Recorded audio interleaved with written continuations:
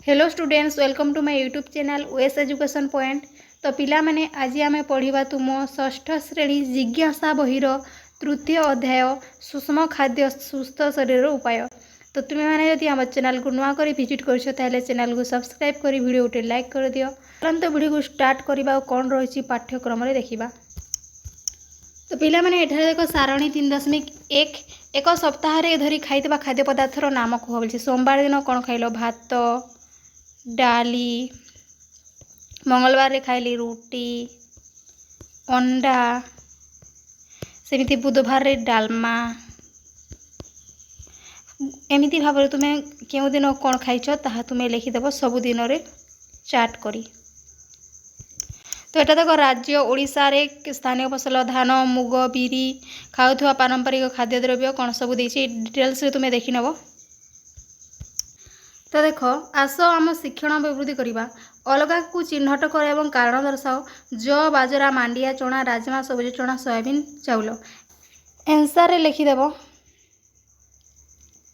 ज बाजरा मांडिया चना भितर चना अलगा हो और राजमा सबुज चना और सोयाबीन भितर तुमर चाउल अलगा हो। कारण ज बाजरा मांडिया होउची शस्य बा मिलेट जातीय फसल किंतु होउची गोटे डाली जातीय फसल। ख नंबर राजमा सबुज कणा सोयाबीन होउची प्रोटीन युक्त खाद्य किंतु चाउल होउची श्वेतसार जातीय खाद्य। तापर देखो 2 नंबर प्रश्न भारत रे पारंपरिक बनाम आधुनिक रोषेई प्रणाली विषय आलोचना कर। पारंपरिक प्रणाली पूर्व काल रोषेई पाई काठ गोबर घसी कोयला व्यवहार करी माटी चुली रे रोषेई कराउथुला। आधुनिक प्रणाली वर्तमान समय एवं सुविधा पाई एलपीजी गैस हीटर माइक्रोओवन भली विद्युतिक सरंजाम व्यवहृत हेउची। जड़े शिक्षयित्री कहला जे भल खाद्य औषध भल काम करिपारे। रवि यह उत्तर उत्सुक अच्छी एवं तांको शिक्षक पाई कृष्ण प्रश्न रखी। अति कम 2टी प्रश्न प्रस्तुत कर जहाँ से पचारि पारिबो। 1 नंबर प्रश्न सुषम खाद्य ग्रहण करने द्वारा आम शरीर किपरि रोग प्रतिरोधक शक्ति वृद्धि करते। प्रश्न नंबर 2 क्यों विटामिन खनिज लवण अभाव रे शरीर विभिन्न रोग देखा दिए एवं क्यों विटामिन यार निराकरण करिपारिबो। तापर देखो पिला माने 4 नंबर प्रश्न समस्त स्वादिष्ट खाद्य स्वास्थ्यकर नुहे एवं समस्त पुष्टिर खाद्य मध्य सर्वदा सुस्वादु नुहे। किसी उदाहरण सहित तुमर चिंताधारा कौन कुह। स्वादिष्ट किंतु अपपुष्टिकर आलू चिप्स बा बाजार रे मिलुवा जंक फूड खाइबा को बहुत स्वादिष्ट लगे किंतु एथिरे अत्याधिक स्नेहसार थिबारु यह मेदबहुलता बा मोटापण सृष्टि करे। स्वास्थ्यप्रद किंतु स्वादिष्ट नुहे। सजना साग बा कलरा खाइबा को समस्त को स्वादिष्ट न लागिले मध्य एथिरे प्रचुर परिमाण रे विटामिन और खनिज लवण थाए जहाँ शरीर पई अत्यंत आवश्यक। तापर देखा 5 नंबर प्रश्न नीतू पनीपरिया खाए नहीं बरं बिस्कुट नूडल्स एवं पाउरुटी मजा निए। अनेक समय ता पेट जंत्रणा और कष्ट काठिन्य होता है। यही समस्या मुक्ति पाइबा से निज खाद्य कौन परिवर्तन करने उचित तमें उत्तर सहित बुझाओ। नीतू पनीपरिया खाए नहीं एवं बिस्कुट नूडल्स पाउरुटी मजा निए। अनेक समय ता पेट जंत्रणा होता है। उत्तर लिखिदेव नीतू को पेट जंत्रणा और कोष्ठकाठिन्य होवार मुख्य कारण होउची ता खाद्य तंतु जातीय खाद्यर अभाव। बिस्कुट नूडल्स और पाउरुटी भली परिष्कृत मैदा रे तैयारी होता है जो तंतु व फाइबर आदि न था। खाद्यर परिवर्तन में परामर्श पनीपरिया फल से निजे खाद्य सबुज पनीपरिया और ताजा फल सामिल करने उचित। तंतुर गुरुत्व तंतु आम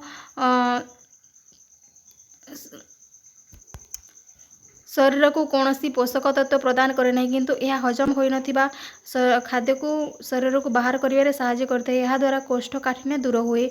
जंक फूड खाइबा बदल रे से घरे सुषम खाद्य खाइबा उचित।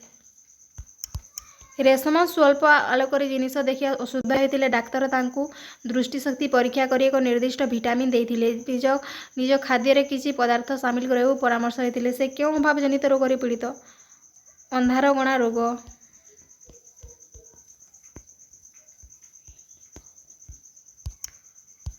से तार खाद्य क्यों खाद्यर उपादान अभाव होता है? विटामिन ए ଏହି ସମସ୍ୟାରୁ ଦୂର କରିବା ପାଇଁ ତାଙ୍କୁ ଖାଦ୍ୟରେ କିଛି ଖାଦ୍ୟ ପଦାର୍ଥ ଯେକୌଣସି 4ଟି ଅନ୍ତର୍ଭୁକ୍ତ କରିବାକୁ ପରାମର୍ଶ ଦିଅ। ସବୁଜ ପନିପରିବା, ଅମୃତଭଣ୍ଡା, ଗାଜର। ତୁମ ନିମ୍ନଲିଖିତ ଖାଦ୍ୟ ପଦାର୍ଥ ଦିଆଯାଇଛି। ଡବା ଫଳରସ, ତାଜା ଫଳରସ, ଫଳ। ତୁମେ କେଉଁଟାକୁ ପସନ୍ଦ କରିବ? ମୁଁ ଫଳକୁ ପସନ୍ଦ କରିବି। କ'ଣ ପାଇଁ? କାରଣ ଲେଖ। ଉତ୍ତର ଲେଖିଦେବ। ସାଧାରଣତଃ ଫଳରସ ଅପେକ୍ଷା ଫଳ ଖାଇବା ଦ୍ୱାରା ଆମ ଶରୀରକୁ ଅଧିକ ପରିମାଣରେ ତନ୍ତୁ ମିଳିଥାଏ। ଏହି ତନ୍ତୁ ଆମ ଶରୀରର ହଜମ ପ୍ରକ୍ରିୟାରେ ସାହାଯ୍ୟ କରେ। ଅନ୍ୟ ପକ୍ଷରେ ଡବା ଫଳରସରେ ଅଧିକ ଶର୍କରା ସଂରକ୍ଷଣ କରିବା ଦ୍ରବ୍ୟ ଥାଇପାରେ ଯାହା ତାଜା ଫଳ ପରି ସ୍ୱାସ୍ଥ୍ୟପ୍ରଦ ନୁହେଁ। 8 ନମ୍ବର। ଗୌରବଙ୍କ ଗୋଡ଼ ଭାଙ୍ଗିଯାଇଥିଲା। ତାଙ୍କ ଡାକ୍ତର ହାଡ଼କୁ ଯୋଡ଼ି ପ୍ଲାଷ୍ଟିକ ବାନ୍ଧିଦେଲେ। ଡାକ୍ତର ତାଙ୍କୁ କ୍ୟାଲସିୟମ ବଟିକା ମଧ୍ୟ ଦେଇଥିଲେ। ଦ୍ୱିତୀୟ ପରିଦର୍ଶନରେ ଡାକ୍ତର ତାଙ୍କୁ ଭିଟାମିନ୍ ଡି ସିରପ କ୍ୟାଲସିୟମ ବଟିକା ସହିତ ଦେଇଥିଲେ। ସାରଣୀ 3.3କୁ ଦେଖ ନିମ୍ନଲିଖିତ ପ୍ରଶ୍ନଗୁଡ଼ିକ ଉତ୍ତର ଲେଖ। ଡାକ୍ତରଙ୍କୁ କାହିଁକି ଗୌରବ କ୍ୟାଲସିୟମ ବଟିକା ଦେଲେ? କ୍ୟାଲସିୟମ ହାଡ଼କୁ ଶୀଘ୍ର ଶକ୍ତ ଓ ସୁସ୍ଥ ରଖିବାରେ ସାହାଯ୍ୟ କରିଥାଏ। ଗୌରବର ହାଡ଼ ପୁନର୍ଗଠନ ଏବଂ ଶକ୍ତି ପାଇଁ ଡାକ୍ତର ତାକୁ କ୍ୟାଲସିୟମ ବଟିକା ଦେଲେ। ଦ୍ୱିତୀୟ ଥର ପରିଦର୍ଶନ ବେଳେ ଡାକ୍ତର କ୍ୟାଲସିୟମ ବଟିକା ସହ ଭିଟାମିନ୍ ଡି ସିରପ କାହିଁକି ଦେଲେ? ଭିଟାମିନ୍ ଆମ ଶରୀରକୁ ହାଡ଼ ପାଇଁ ଆବଶ୍ୟକ କ୍ୟାଲସିୟମ ବ୍ୟବହାର କରିବା ସାହାଯ୍ୟ କରିଥାଏ। ଶରୀର ଯେପରି କ୍ୟାଲସିୟମ ବଟିକା ସଠିକ୍ ଭାବରେ ଗ୍ରହଣ କରିପାରିବ ସେଥିପାଇଁ ଡାକ୍ତର ତାକୁ ଭିଟାମିନ୍ ଡି ସିରପ ଦେଲେ। ଡାକ୍ତର ଦେଇଥିବା ଔଷଧକୁ ନେଇ ତୁମର ମନରେ କି ପ୍ରଶ୍ନ ଉଠୁଛି? ଔଷଧ ନ ଖାଇ ଅନ୍ୟ କେଉଁ ପ୍ରାକୃତିକ ଖାଦ୍ୟ ଖାଇଲେ ଗୌରବ ହାତ ଶୀଘ୍ର ଯୋଡ଼ି ହୋଇପାରିବ? 9 ନମ୍ବର। ଚିନି କାର୍ବୋହାଇଡ୍ରେଟର ଏକ ଉଦାହରଣ। ଚିନିକୁ ଆୟୋଡିନ ଦ୍ରବଣରେ ପରୀକ୍ଷା କରାଗଲେ ଏହା ଗାଢ଼ ନୀଳ ରଙ୍ଗରେ ପରିବର୍ତ୍ତନ ହୁଏ ନାହିଁ। ଏହାର ସମ୍ଭାବ୍ୟ କାରଣ କ'ଣ ହୋଇପାରେ? ଆୟୋଡିନ ଦ୍ରବଣ କେବଳ ଶ୍ୱେତସାର ବା ମଣ୍ଡଦର ଉପସ୍ଥିତି ଜାଣିବା ପାଇଁ ବ୍ୟବହାର କରାଯାଏ। କାର୍ବୋହାଇଡ୍ରେଟର ଏକ ମଣ୍ଡଦ ବରଂ ଏହା ଏକ ଶର୍କରା। ଆୟୋଡିନ କେବଳ ମଣ୍ଡଦ ସଂସ୍ପର୍ଶରେ ଆସିଲେ ଏହାକୁ ଗାଢ଼ ନୀଳରେ ପରିବର୍ତ୍ତନ କରେ। ଚିନିରେ ମଣ୍ଡଦ ନଥିବାରୁ ଏହା ଗାଢ଼ ନୀଳ ହୁଏ ନାହିଁ। 10 ନମ୍ବର। ରମଣଙ୍କ ବକ୍ତବ୍ୟ ବିଷୟରେ ତୁମେ କ'ଣ ଭାବୁଛ? ସମସ୍ତ ଷ୍ଟାର୍ଚ କାର୍ବୋହାଇଡ୍ରେଟ ଅଟେ କିନ୍ତୁ ସମସ୍ତ କାର୍ବୋହାଇଡ୍ରେଟ ଷ୍ଟାର୍ଚ ନୁହେଁ। ତୁମେ ପରୀକ୍ଷା ମାଧ୍ୟମରେ ବର୍ଣ୍ଣନା କର।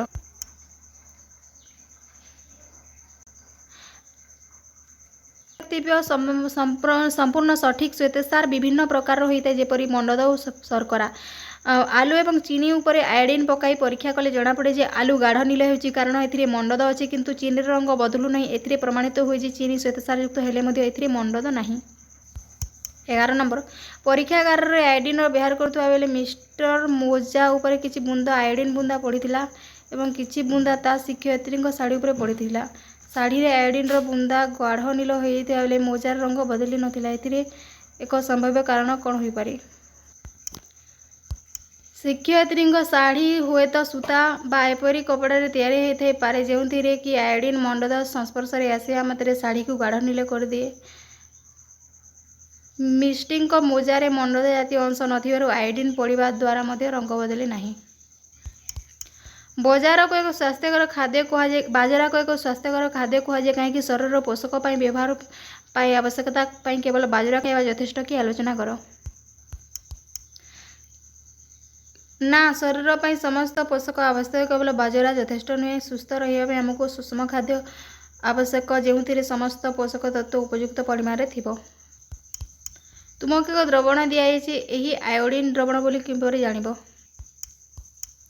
ଦ୍ରବଣଟି ଆୟୋଡିନ କି ନୁହେଁ ଜାଣିବା ପାଇଁ ସେଥିରେ କିଛି ଖଣ୍ଡ ଆଲୁ କିମ୍ବା ରନ୍ଧା ଭାତ ପକାଇ ପରୀକ୍ଷା କରିବା। ଯଦି ଆଲୁ ବା ଭାତରେ ରଙ୍ଗ ଗାଢ଼ ନୀଳ ହୋଇଯିବ ତେବେ ଜାଣିବାକୁ ପାଇବା ଯେ ଦ୍ରବଣଟି ଆୟୋଡିନ ଅଟେ। ତ ପିଲାମାନେ ଏ ଥିଲା ତୁମର ତୃତୀୟ ଅଧ୍ୟାୟର ସମ୍ପୂର୍ଣ୍ଣ ପାଠର ପ୍ରଶ୍ନ ଉତ୍ତର। ଯଦି ଭିଡ଼ିଓଟି ଭଲ ଲାଗିଲା ନିଶ୍ଚୟ ଭାବେ ଭିଡ଼ିଓଟି ଲାଇକ୍ କର, ଚ୍ୟାନେଲକୁ ସବସ୍କ୍ରାଇବ୍ କରିକି ଯାଅ କାରଣ ନେକ୍ସଟ ଭିଡ଼ିଓରେ ପୁଣି ଆଉ ଗୋଟେ ନୂଆ ପାଠର ଅଭ୍ୟାସ କାର୍ଯ୍ୟ ଆଲୋଚନା କରିବା।